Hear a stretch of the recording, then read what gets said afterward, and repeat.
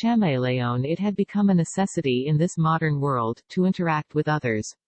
You ended up having a conversation virtually every day, whether it be as impersonal and tedious as a discussion at work, or as intimate as sweet nothings whispered into the ear of your significant other. Or maybe even something in between, like a simple chat with a friendly stranger. It didn't really matter if your conversation partner was physically present, or some unknown distance away and you were communicating solely through the far-reaching power of technology. It was just basically inevitable in the sphere of human life, that for at least some part of your day, you would find yourself in some form of dialogue or the other.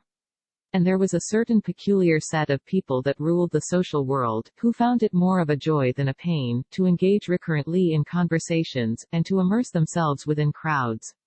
Always proving very, very adept at navigating social situations, with a seemingly natural-born effortlessness. She imagined them as sharks.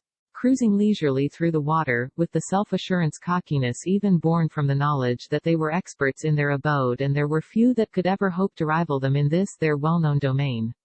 If they were sharks, she was a minnow. Small, unimportant and desperately trying to appear unobtrusive and unnoticeable by keeping to herself and staying off the radar. And yet, she'd watched them all the time, jealousy and admiration twisting in an ugly dance. At the utter ease they projected, utter confidence they commanded, as they cut through the crowd, at every single social function. She'd hang back in the shadows at yet another party, nursing her drink and aimlessly swiping through her phone, trying to appear absorbed, dreading the idea of a stranger coming over, with an almost paralyzing intensity. And when someone did wander up to her, some poor soul aiming to strike up conversation, she could never seem to get her thoughts in order enough to sound remotely interesting.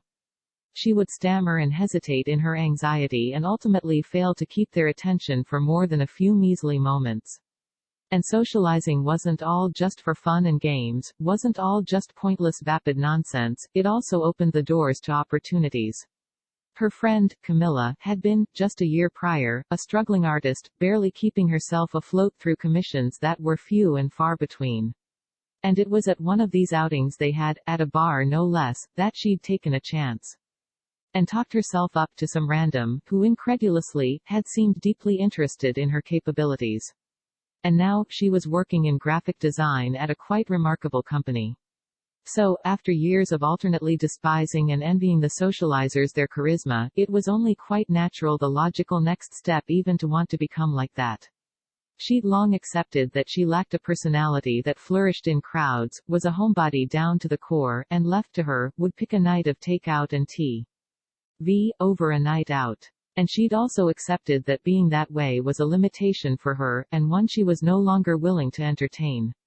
Necessity, as it was said, was the mother of invention, though in this instance, invention was hardly the word to qualify whatever this was, much too strong of a word for something not nearly as significant.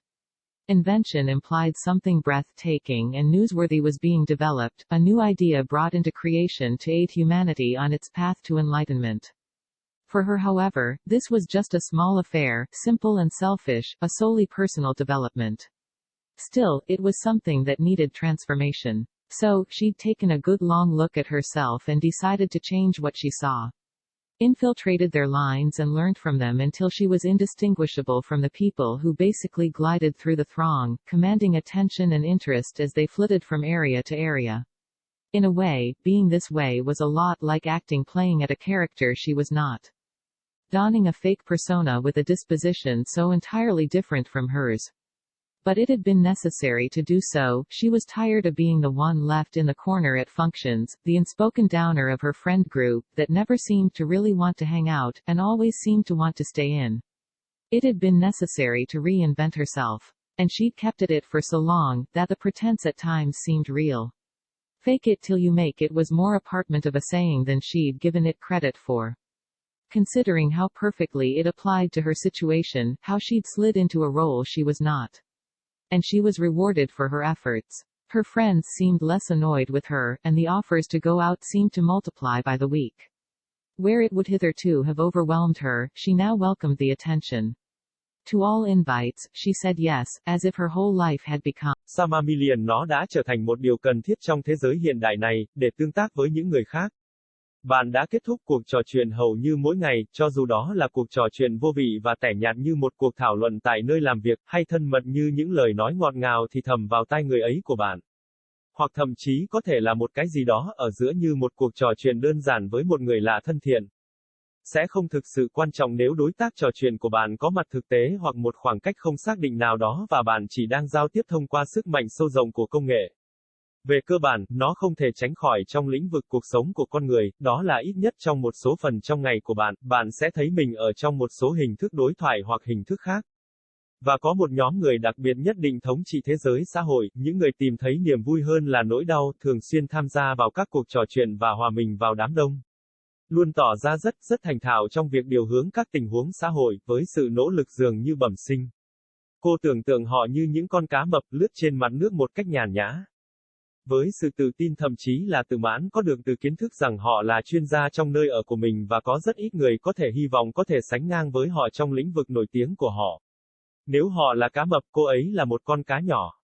Nhỏ bé, không quan trọng và cố gắng tỏ ra không phô trương và không gây chú ý bằng cách giữ mình và tránh xa tầm ngắm. Tuy nhiên, cô ấy đã theo dõi họ mọi lúc, sự ghen tị và ngưỡng mộ đan xen trong một điệu nhảy xấu xí, hoàn toàn dễ dàng mà họ thể hiện, hoàn toàn tự tin khi họ chỉ huy, khi họ cắt ngang qua đám đông, ở mọi chức năng xã hội.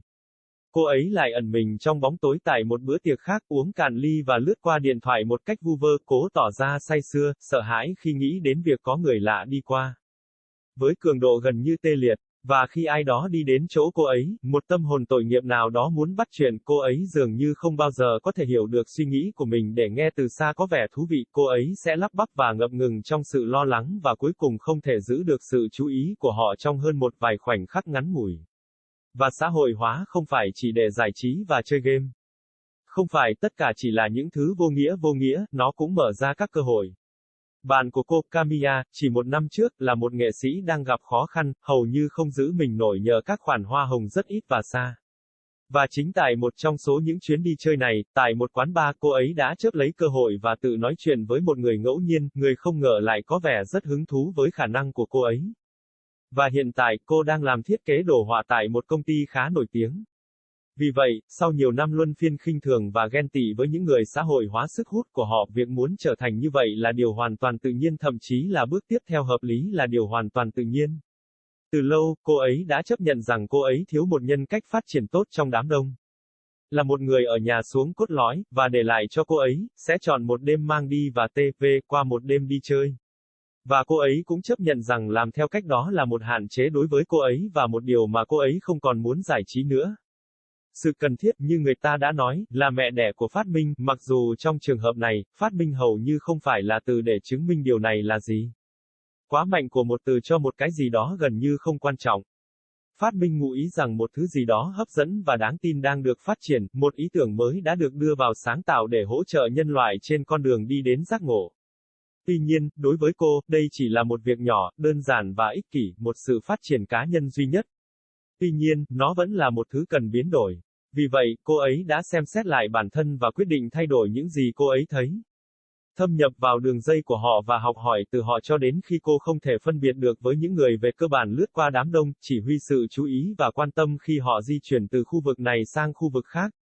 Theo một cách nào đó, theo cách này rất giống diễn xuất nhập vai vào một nhân vật không phải của cô ấy. Đóng một nhân vật giả với tính cách hoàn toàn khác với cô ấy.